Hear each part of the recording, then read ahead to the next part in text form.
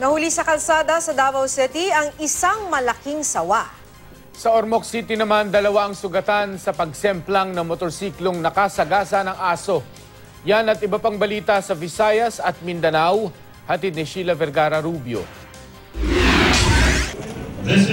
Hinikayat ni Pangulong Duterte ang mga Cebuano na labanan ang korupsyon. Sa talumpati sa harap ng manegosyante, sinabi niyang dapat ipaglaban ng mamamayan ang karapatan para sa malinis na gobyerno. Dapat daw magsumbong o gumawa ng eksena para mapansin ang kalokohang nangyayari. Sa Ormoc City, sugatan ng isang rider matapos sumemplang dahil sa nasagasaang asong gala. Tumilapon naman ang asawa niyang angkas niya noon. Ayon sa ilang saksi, mabilis ang takbo ng rider sa madilim na bahagi ng highway. Nakaladkad pa raw ang aso bago pumailalim sa motorsiklo at namatay.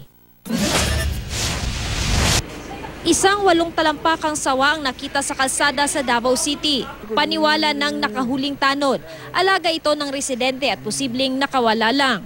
Hindi raw kasi ito agresibo at mukhang sanay sa tao. Na-turn over na ang sawa sa DNR. Sa Davao City pa rin, daan-daang batang visually at hearing impaired ang nabigyan ng pagkakataong makapanood ng libre sa sinihan.